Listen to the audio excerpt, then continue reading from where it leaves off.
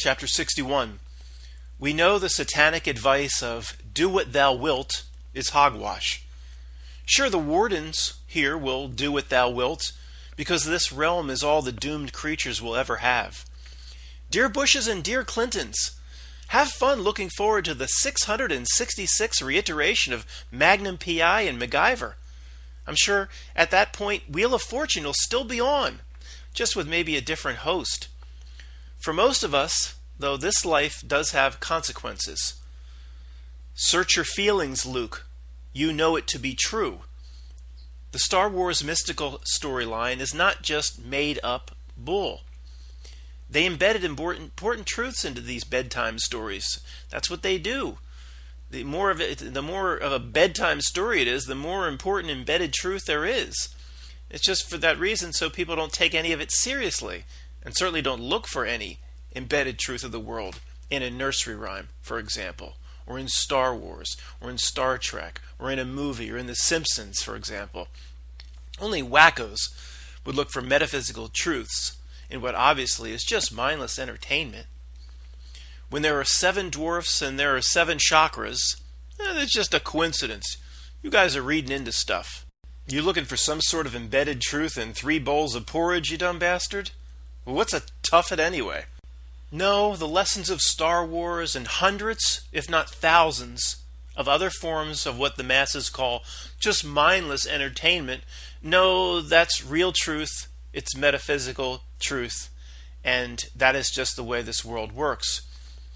You have the ability to connect with something that's best described as not here, or not birthed of this 3D realm. It can be a guide and deliver an answer when we need it to be. The metaphysical truth of this world will not arise in your corrupted frontal lobes, in your ego, with each cell in the avatar carrying out its own little version of 666 via its carbon atoms.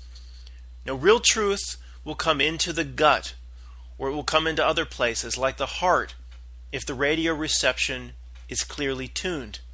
Everything in this world that carries the label of smart is meant to create static and interfere with that pure signal. Let me repeat that. There is a chance that it's much more than just about monitoring you. And is it really important that your dishwasher in your washing machine is now a smart device, or your TV or your refrigerator will tell you when you're out of milk? Oh, that's Matt. That's just Alex Jones told us. That's just about watching and spying and monitoring. Do they need all that watching and spying and monitoring in your home? They need to know when you walk from the living room into the kitchen? No, it's probably more likely the more smart shit beams out its 5G, the more it rips apart our own natural radio stations. To me, that's more likely.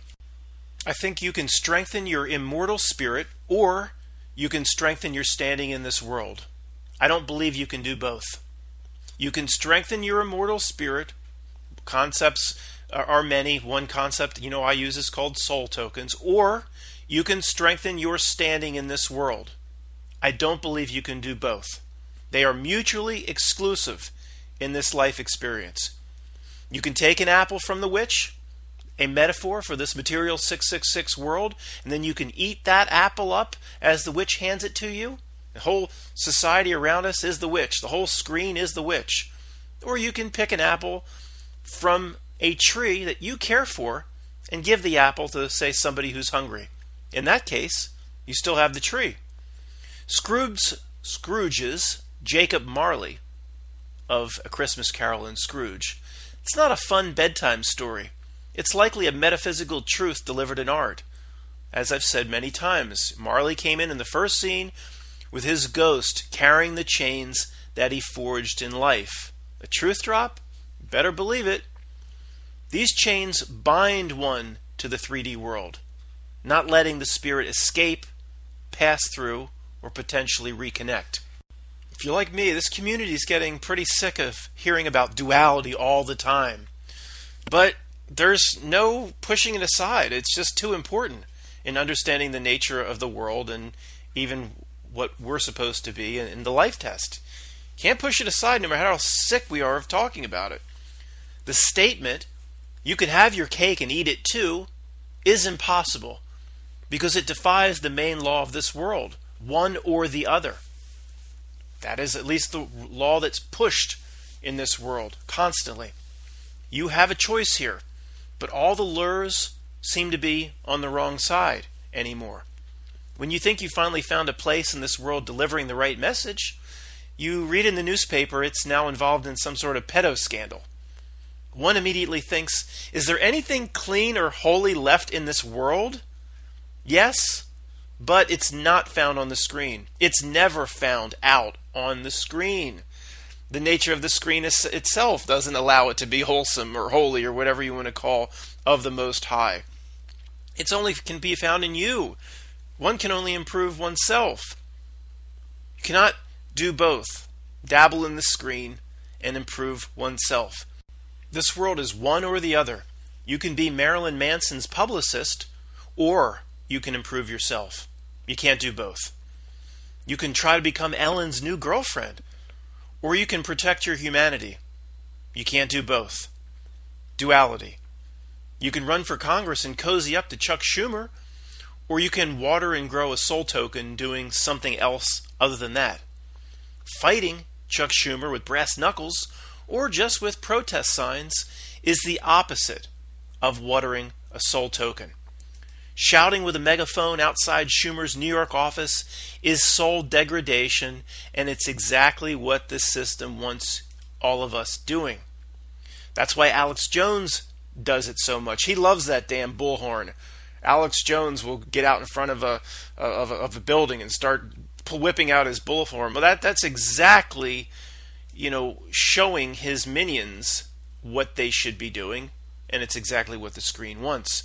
All engagement with the screen that involves releasing emotion, giving up your emotion for it to be fed upon, literally fed upon. Any engagement with this, let me repeat that, any engagement with what I call the screen all around us. For anybody new, what's the screen? It's society in general. It's culture through society. It's not just things that come on television and movies. It's every cultural influence around us. It's a war in Syria. It's a war in Libya. It's everything that's outside of your own little space is the screen. Because everything outside of your own little space is their territory, not your territory. And anytime you release emotion to it, for whatever reason, even love it. Oh, I love George Clooney, some girl or guy might say. I covet him, or covet Brad Pitt, or covet Jennifer Connelly when she was hot 50 years ago. If you give the emotion to the screen, you're a loser. It's the way this world works. And when I say, he's just figuratively saying something's sucking the energy, no, it's likely something's literally sucking the energy. It's like actually choosing to kiss a Dementor from Harry Potter on its bony lips. That's what we're all doing. That's what we're all being asked to do. But this realm doesn't play fair. It doesn't present two equal choices and then ask you to just choose one. Two choices, one good, one bad, and then put them equal sides of the scale. You can just choose one. This realm doesn't play fair. Most times the spotlight this realm puts is only on the choice it wants you to make, only on the degradation choice. The moral choice never made it out even onto the stage. The moral choice got hit over the head by Joe Pesci, and he and Ray Liotta are out right now trying to bury it behind LaGuardia Airport. At the very least, there's a soul choice this system tries to keep from you. Sure, that sounds a lot like the lessons of the Bible.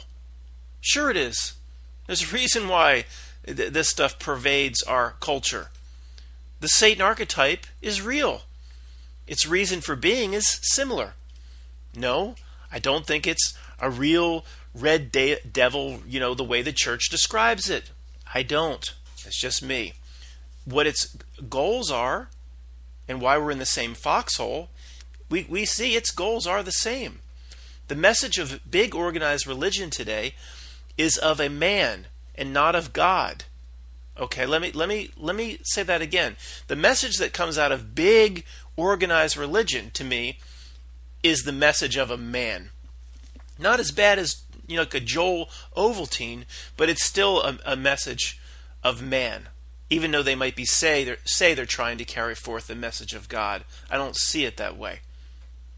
The big, huge organized churches, to me, is much more of man than it's not even anywhere near, to me, of God, and to me, anything of man has surely been corrupted. The final 3 or so Harry Potter movies are particularly disturbing if we believe that movies are the primary medium of how the system leaks truth.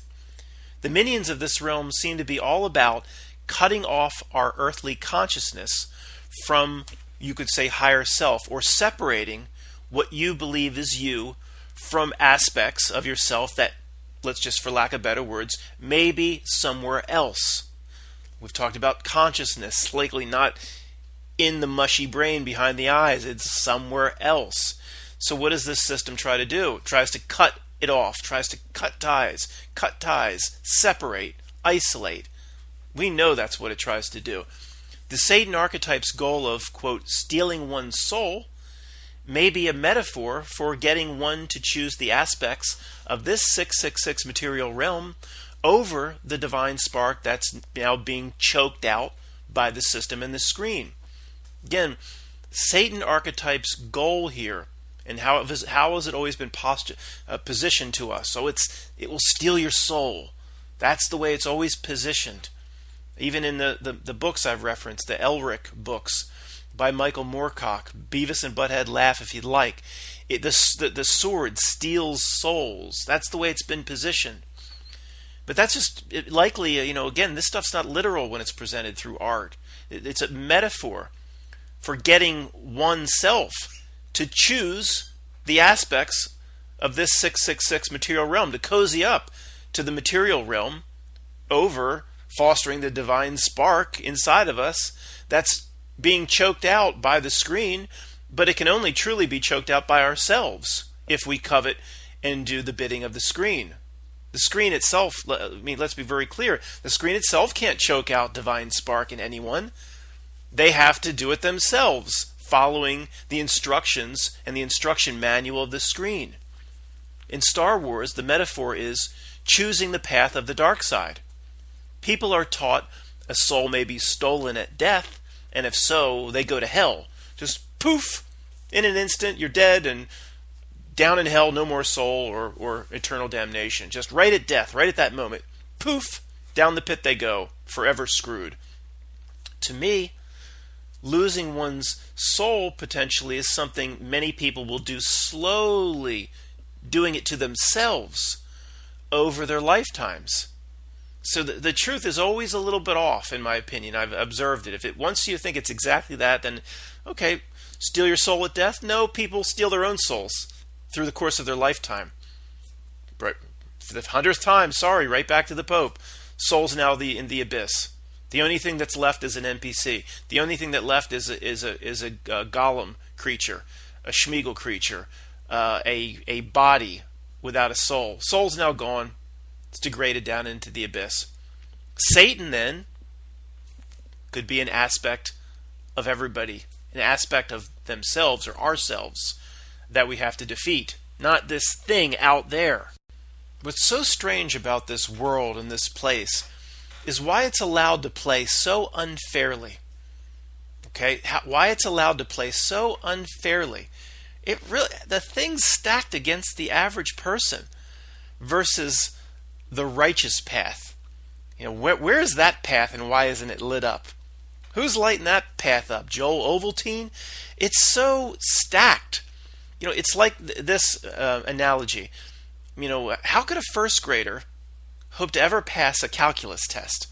First grader comes in, they come off the bus, they walk to the back of the room, they hang up their little book bags, put the tuna fish sandwich in the little cooler. Sit down, class. Put your coloring books aside. I have a little math test for you, the teacher says, and she hands out high-level calculus and trigonometry. It's kind of the situation we feel like we're in. It ain't fair. The dark side paths and the corruptions of self here are everywhere. Yet here we are, this group here, understanding it with a chance to pass. Okay? Somehow the night before we got tipped off there was going to be a calculus test delivered to first grade. And we're studying for it. There's a chance we could pass it. Most people are just screwed. If it's so impossible, we got to figure, here we are, right? Video games get harder with each passing level, don't they? About at level 14, as far as I've ever got on Galaga, somewhere around level 14, playing Galaga on the boardwalk. You have that little thing that shoots up. This is an old video game. For anybody under age 35, you won't know what the heck I'm talking about, but Galaga is very famous. You shoot up and these little things and spaceships come down at you, little bees come down at you. You're firing up. Right about level 14, I think that's about 3 challenging stages. After that, it gets impossible. I mean, the little ships come so fast, it's nearly impossible for anybody but Commander Data from Star Trek to be able to shoot these things back. So each step is getting progressively harder, each level harder, harder, harder. Now, in this life, the attacking assholes, like the George Bush creatures, are coming at us fast. Feels a little like stage 14, doesn't it? Here's something new. Does that mean we have beaten all the lower levels, whether in this life, or in the past? Let me repeat that. Things are coming at us pretty fast and heavy. The degradation is coming harder than it has ever been. It's hard to keep up with the society. And it just kind of hit me the other day. I'm like, this seems like an advanced level in a video game. It's getting crazy. Or it's coming at all of us so fast. But in order to get to level 14 in a video game, it means you must have succeeded in all the other levels. I've never considered anything like that before. Is this Galaga level 14 or whatever? I'm calling it 14. It's just a level I don't remember ever getting by. Maybe it was 12. The number's not important. Somebody will try to take what I'm saying to gematria. Oh, he's coding something into this message. People that think that way really need to get a life.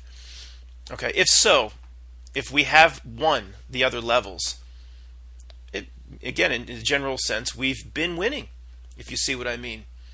Regarding how messed up and how low this world is today, some of us have interpreted in the past, or currently still interpret it, as this is just a last chance for souls. Things are so horribly degraded, and I've said this many times myself, it feels like a last chance for souls. Can there be something lower than this? Yeah, and they're creating the internet to basically become some sort of form of intelligence, so we can degrade down to the internet level. That's a level they're building below the existing Hades. But, again, it feels a little like this is a last chance realm. Everything's so screwed up and poorly acted that it just screams out to us. If these dumb motherfuckers don't notice this shit, all these poor bastards deserve the abyss, because there ain't nothing lower. But again, back to the Galaga or the video game reference, in another sense, since the minions have overall upped their efforts, 5G for example, somehow maybe this is potentially the opposite. It could be the final level before winning the video game, if we've won other levels. So there's 2 completely different ways to look at this. If it's 1 level away from winning, or 2 levels away from winning, if it's close to winning, it's going to look the same, potentially, as if it's the last chance for souls, the lowest of the low. It's going to kind of appear the same way from the perspective of what the minions are trying to do to us. I hope I'm describing this accurately. Therefore, the realm of duality, let's reverse it. It could be their last chance, the Ellen creature's last chance. It could be Oprah's last chance to eat up the last bowl of mac and cheese. It could be George Bush's last chance. Is all this that we're in now the boss level? Feels a little like the boss level. Although, what have I been screaming for months? There is no boss level. Meaning there's no boss sitting behind the curtain. But maybe it's the opposite of what we've been thinking. The lowest level, last chance for souls. It's going to make us think that when we're this close away from potentially winning. The good news is, again, whatever we're doing now, Whether it's one step away from being flushed, a last chance for souls, or one step away from winning, our tactics, as we understand what we should do now, don't change. That's the beauty of it. What we should do, just keep doing the same. What we're learning to do for ourselves, just keep doing the same. Going to apply the same tactics whether we're one step away from being flushed or one step away from winning, because the tactics work. We don't adjust to them. They need to adjust to us. We need to adjust. We don't adjust to them. We adjust to ourselves and what ourselves need. In the world, or at least this level, it seems unfair. Like I said coming into the section, it just seems unfair. With the endless distractions and endless dark paths, maybe there's only one logical explanation for that, for something that seems so unfair. Very few are supposed to beat it. Level 14 in Galaga is nearly impossible because it's designed that way. It's supposed to be nearly impossible. You're not supposed to be able to put a quarter in a Galaga machine and play for 7 or 8 hours and then say, I could keep playing forever, but I'm hungry. I'm going to go get something to eat. It's not designed that way. It's designed so you get to a certain level, you're not going to go much farther. I want you to put another quarter in. Very few win any of these video games. Maybe all the people around us, like our brother-in-law or anybody we call sleeping zombies, maybe all the people around us, like us, we all got to this level of the video game, so maybe they have a long history of winning too. Think about it. But still, if you're at level 14 of Galaga, you've got to be like Commander Data-like reflexes to move on to the next level. So all of the people, if we had been winning, then all the people around us, even the sleeping brother-in-law, they've been winning too because they're here with us, if this theory that's on the table is correct. However, how many people can get through this stage, right? It's just another way, potentially, for the reality to filter certain people out and to leave certain people behind. Perhaps right now, we're in All-Star Survivor. Again, if this world doesn't seem to play fair, I got to remove that word from this book. If this world doesn't play fair, it's best to think outside the box as to why that may be. Have the minions overstepped their bounds on what their, quote, contract says they can do to all of us? Maybe. Certainly seems that way to a lot of us. Is that why universal champions are popping up all over the place, like you and I, to try to restore balance? And they're, because they've overstepped their bounds, whatever we see, whatever actions we take in exposing it is being allowed? Because the balance, if universal champions pop up to restore balance, they can't screw with that? Is that why this channel still exists? I don't know. Just keeping all this on the table. Now, 2 years of news cycle that flip-flops between the face of Hillary Clinton and the face of Donald Trump is not balance. It's two turds piled on the same side of the scale with only a feather on the other. However, levels just before winning any game are always the hardest. Hey, Bacon Society! Yeah, you Bacon Society! Not the sizzly stuff you make for breakfast, the one that put that puppet out front, Shakespeare, supposedly write all those genius plays. Bacon Society, question. If you told us through your puppet that all the world's a stage, well, why doesn't it play fair and it's choices for us to make? Why does it seat ego and the body, and it seats the lower chakras in the front row of the play, while throwing all other aspects of ourself out into the street? The quality of you and I we call empathy, it actually follows out into the alley, and a guy named Rocco comes out and punches it in the gut a few times before he goes back inside of the playhouse, slamming the door behind him. What does this script teach us, though? Those who rise up to survive the mean streets are often the most heavily rewarded. How many times have we heard that script played out? How many sports people that watch a lot of sports? Well, here's a segment on this star athlete, and he came from the mean streets of Chicago. He came from the mean streets of Compton. I'm sure he did. Okay, but you have to. I'm not saying it's fake, the past life and childhood of a certain athlete. I'm saying the screen loves that to keep pointing that out to people, doesn't it? And it has to throw truth out in everything. And we're in the mean streets right now. Okay, these are the mean streets in terms of a realm that's going to rip your soul apart and degrade every bit of you down to nothing. So those who survive the mean streets, the story that comes through all aspects of the screen will be the most rewarded. Let the atheists frolic around and do what thou wilt. Let them do what they want. From our perspective, we sense deep down the consequences of this existence are likely quite serious, no matter what particular level this is. Again, this may not be the level before we win, but we might be close. Might not be the lowest level either. But we must err on the side. It could be the level before we go down into the abyss. We talked about being close to winning or being real close to the bottom, and how both of them seem to be on the table at the same time. We have to err on the side, just in case, that we are potentially close to the bottom. I won't underestimate these creatures. Christians who believe in Satan and that they believe Satan is in control here, they won't underestimate these creatures either. To atheists, there's nothing here to underestimate. How can there be a spiritual battle raging if nobody has any spirit? Except cheerleaders, they have school spirit. The Harry Potter movies presented the idea that the evil Voldemort had his soul horcruxed. The word is horcrux.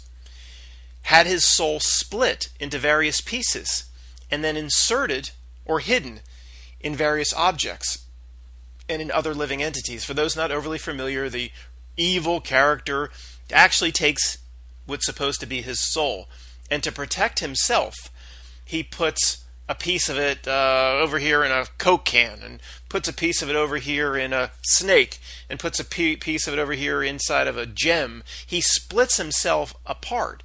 So if the physical body gets taken down, he can then use other aspects of his soul that he's hidden to come back to life.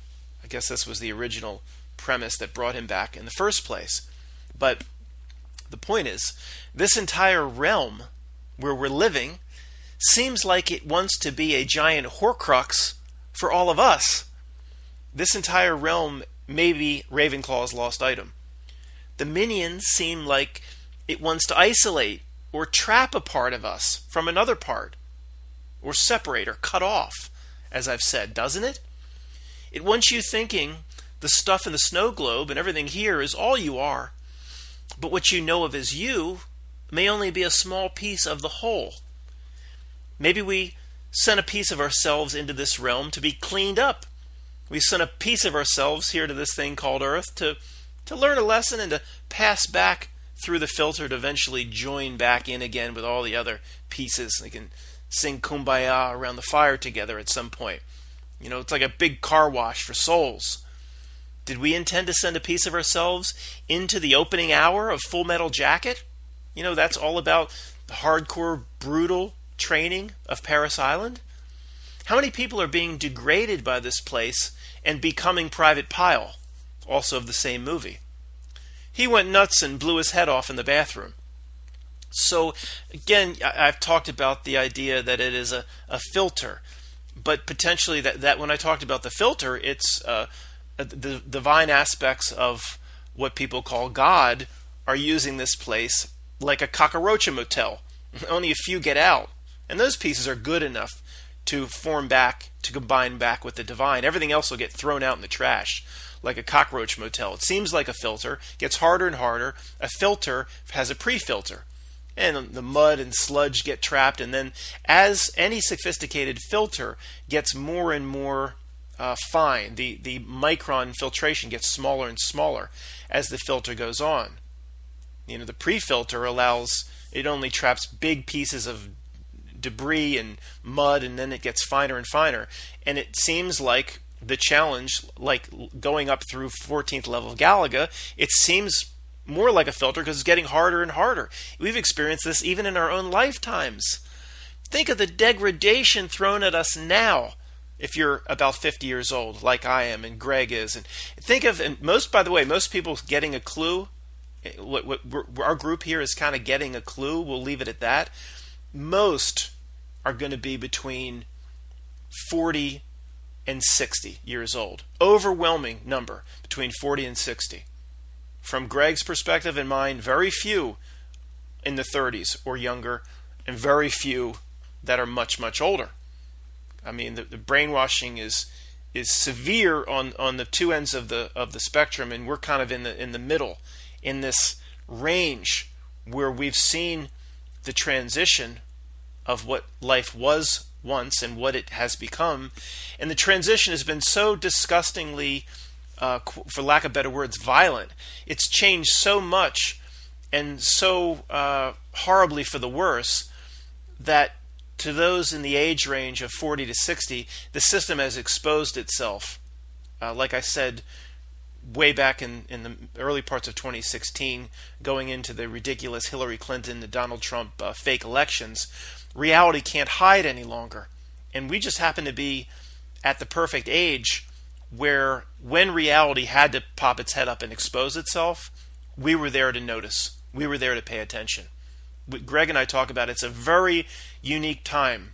We're tired of hearing people say it's great, it's a wonderful time to be alive, or great time, or interesting time to be alive. We're tired of that statement, but it applies to us because we are when reality literally, the wolf had the sheep's outfit on, and boy, it was so perfect. It just looked like another sheep. We were right there when the wolf had to get a couple breaths of air, and he unzipped the thing and he stuck his wolf head up. Our age range, we were right there to see it. And I'm not sure the younger generation will be able to see it when they literally merge with the internet and merge with their phones. And the older generation, they call the greatest generation, that right after World War II or were just born right after World War II, they're so ingrained with the mind control that they don't see it either. So back to the horcrux idea. Is part of us trapped in this realm with parts somewhere else?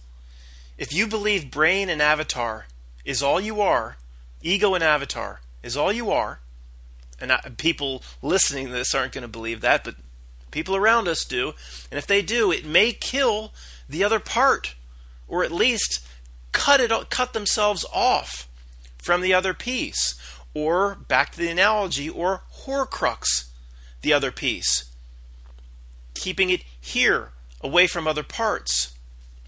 When I first saw this horcrux thing, I went, oh man, this is dark. And I'm not saying it applies and we're that screwed, but is that what they want? Are they showing us in a way what they want? There is tons of this weird truth sprinkled out in these really dark, occult Harry Potter movies. So in this Harry Potter analogy, there could be a part of our soul or spirit, not trapped like in a basilisk tooth like in the movie, but trapped in this 3D realm itself. But that's like a reverse horcrux. It's the USS Callister from Black Mirror, but worse. But in one degree better, and in a very important degree better, because there's likely a way out. Okay, that's why it's better. Poor devils trapped on the USS Callister, Black Mirror episode. They were aspects of their real selves. They were trapped forever. If you haven't seen it, see Black Mirror USS Callister. It's I hope to G that is not a truth drop, because it is creepy. But it seems like the piece, or a piece, can only be trapped if all tethers are cut. As long as some tethers remain, tying the whole together, there's a chance. And doesn't it seem like what the entire realm is designed to do is to cut tethers? What did the Emperor in Star Wars say? Remember? But this is the third one, back in 1983, Return of the Jedi. Go ahead, pick up the lightsaber and strike me down, and your journey toward the dark side will be complete. Not too good.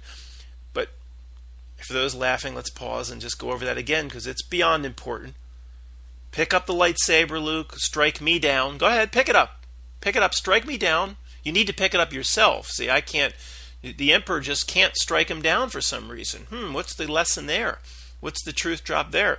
Why didn't the Emperor just stick his hand out with his lightning, and just because he wanted to recruit Luke? He wanted to this whole system wants to recruit us. That's why the people that say they just are going to kill us all, that's ridiculous. The truth metaphor of the emperor saying, pick up the lightsaber and strike me down, and your journey toward the dark side will be complete. That's it. Is that a truth drop, Matt? No. Why would the key moment in all of movie history and the crescendo of Star Wars itself, the crescendo of the entire franchise, why would that be a truth drop that this system utilizes? Of course it is. They wouldn't waste that moment. The key moment in movie history. It is. They wouldn't waste that moment. So you look at it. It's a massive metaphor for the moment the 666 realm has gotcha, or got all of us. The emperor, pick up that lightsaber, strike me down. And the emperor thinks, I gotcha. You pick that thing up to strike me down, and I gotcha. And, we saw what happened. Of course, the hero has to get out the other side. But in terms of the predicament we're in, you pick it up, and that's it. Game over. They gotcha. It's a reverse horcrux. And we're so... Some of us are so close to trying to cut all ties that it is scary. I always relate it back to Ellen's creepy selfie picture with those Bradley Cooper and those stars, that creepy selfie. For those that can read the Matrix code, when I saw that, I went, oh man, this isn't just a natural selfie moment. And if you look into it, you'll see it's sponsored by Samsung, and then it broke Twitter, and it was all, Matt, you look into things too much. It's all about money, Matt. It just was for marketing, and Samsung paid for that. You want to think it's all about money? Then go right ahead, because you'll be all the little sentries and centurions that are supposed to be protecting your spirit and your soul and protecting your humanity. You think they operate on money?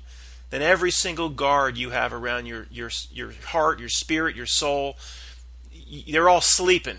If you think it's about money, they're all sleeping. You better know it's not about money. The moves they make. The Ellen creepy selfie moment was, in a way, it was either like a we gotcha moment, or this is like a singularity moment when the internet and technology, we have now pushed it past the point of no return. But whether you agree with my interpretations or not, I'm telling you the Ellen creepy selfie moment was monumental in ways we don't understand. Jerks around us, they're sponsored by Samsung. No, you're missing it. Trust me. Is there a moment where many of us have reached out and grasped the lightsaber with the wrong intention? Risking cutting ourselves off or dooming ourselves to have a piece separated like a horcrux? Is what was said, your journey toward the dark side will be complete? Does that mean we are crafting our own horcrux right here for an aspect of ourselves? Yeah, the emperor couldn't do it to him. He didn't just want to reach out with lightning bolts and kill him. Luke, it represents us. We have to do it to ourselves. Matt, it sounds like, again, you're preaching the Satan of the Bible. Yes, obviously, something so pervasive in our history. The Satan archetype, not the Satan architect that graduated MIT, the Satan archetype. That is absolutely real. Look, all this talk of horcrux and a realm trying to split pieces of our soul off from other pieces, I know it's out there. I know it's sci-fi, and it's just on the table. I don't have all the answers. It's just things to try to think through. And it's also a worst-case scenario. I don't ever mean to get anyone in a doom and gloom. There's always a way out. Always a way out. We know some of us, at least some of us, will get free of the grip of whatever is here. Now, at death, we don't have to sit around and wait. I don't feel like I have to wait for somebody to come along with a sword of Gryffindor. Do you? We possess our own sword of Gryffindor. Keep your friends close, Harry. Whatever. I've watched too many of those dumb movies, but I do when I watch them now, I look at them very closely for truth drops. I'm becoming very interested in examining movies for this, and I think that's going to become a bigger part of this channel. So in summary, it's all good news. If we were all doomed right now with no chance, they wouldn't spend so much time crafting the reality ruse all the time. They're so desperate in crafting the reality ruse. If we're just screwed, they wouldn't bother. Well, Matt, they need to move us this way and that to suck the loosh. Okay. It's more than that.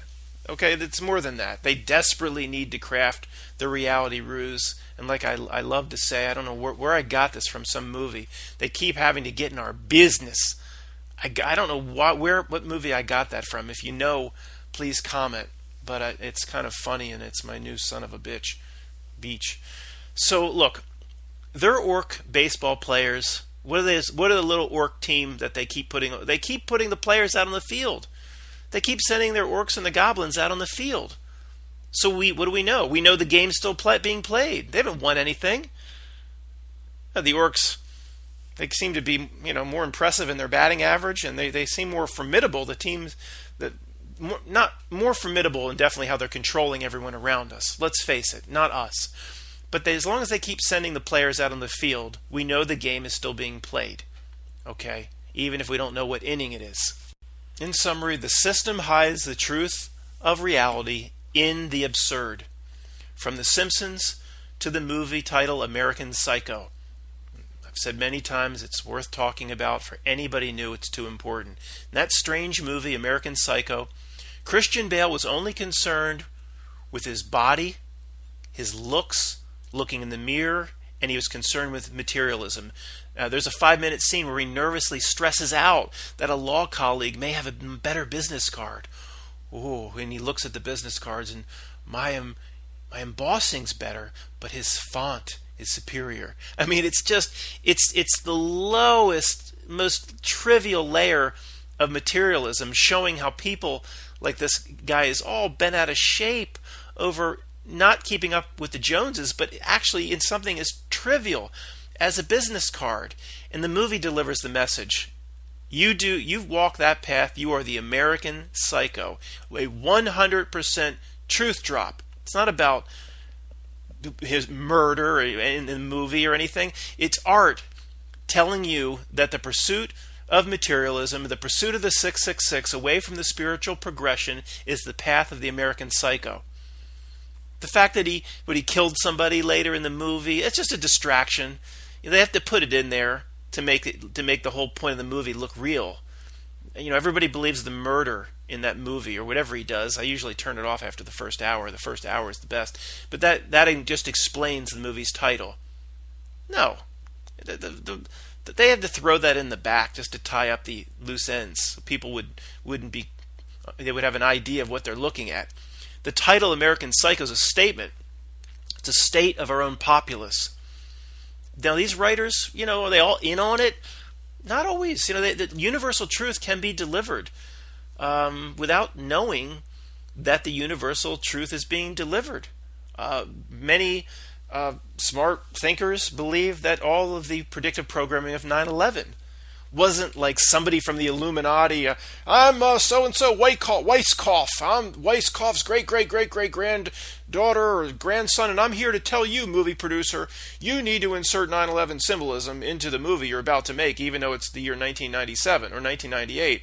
Oh, well, really? Tell me about this. No, they're not all in on it. It weaves itself through reality in some way. Art,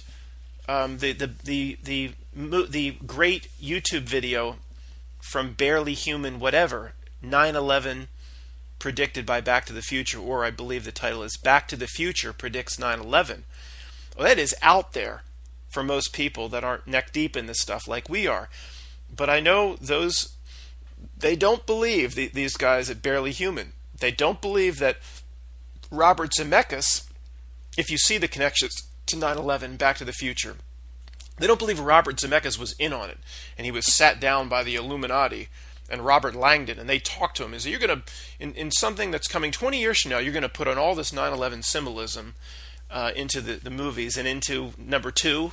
It's also in number 2, the upside down hanging, looks like the jumper, the World Trade Center flashes into the screen, Back to the Future 2. No, it's unlikely he's in on it. how it weaves itself into reality are mysteries we don't understand. To think everybody's in on it is first grade. And the more we run around saying stuff like that, the minions, or those very, very few that have a true understanding, go, look, we're fine. These idiots have no idea. Okay, they think they see predictive programming of what's coming, but they just think that some Weisskopf jumped off a boat and ran in and told the producers in the movie what to put in, and then everybody had to be in on it. But I want to be clear in this summary and to close here that I'm not giving everybody a pass either. There are groups, entities, people, corporations in on it. I'm just saying, and I've always been consistent, it's far less than what most people would think. It's far less than the first grade truthers that just think everybody must be in on it. Every CEO must know what's going on. No, it's very few. It's the same. We see the same compartmentalization in what NASA pulls off and in everything else. So if you have this giant police lineup of creeps, you're protected standing behind the one-way mirror. Bring in the lineup, bring in all the creeps start coming in to present themselves in front of you. 100 creeps. Here comes Jared Kushner, and followed by Henry Kissinger. And here comes the Wachowski sisters, and here comes Ellen DeGenerate and a fat Al Gore, and here come all the Bushes and all the Clintons, and all here comes Chuck Schumer and Amy Schumer and all the creeps. Here they all come in. How many people are in on it out of that 100? About 5, in my opinion. Others understand what their role is. You just bring in that little creep Spike Lee. He knows what his role is in trying to foster more racism in certain groups. He knows his role, but he doesn't see the big picture. And if it's somebody that puts like I've said many times, they put their fat face all over television, like Donald Trump, for example. If it's a public figure, they know very little in terms of what's really going on at the darkest levels. Like George Bush, people think he understood what 9/11 was all about, and no, he didn't.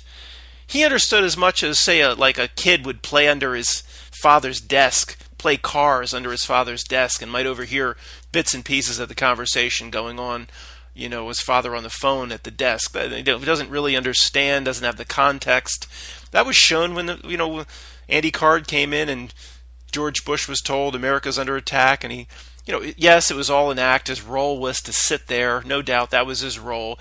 But the look on his face, in a dummy like that, you can't fake it. The look on his face, George Bush's, was more like, they really did it. Or I was playing under the desk a few times with my cars, like Tommy Boy, and I heard a few things, and Dick told me a few things. They really did it. That was the look on his face. Or maybe he was told that morning they were going to do it, but it just didn't sink in. He is an absolute puppet creature. But again, there few are in on it, sure, like, the Disney Corporation. If you're going to be the lowest of the low, then how are you going to position yourself in this realm? Oh, the friendliest magical kingdom on earth. Oh, we're so friendly, and we just make cartoons for kids, and we love kids, and you come to our parks, and it's the most friendly, magical place on earth, and we've got these characters roaming around. Also, there's probably some sick hidden symbolism, but just don't bump into our vicar. The vicar that married Ariel in The Little Mermaid, he carries, in the movie, check it out, he carries a permanent heart-on. So if you come to the parks, don't bump into the vicar. I mean, the Disney, yeah, I mean, they probably in on it with a few others. But it's just, most people, or most of these minions are complete puppets and pawns that know more than the average person on the street, but they're not full knowledge in on it, in my opinion. They're just not.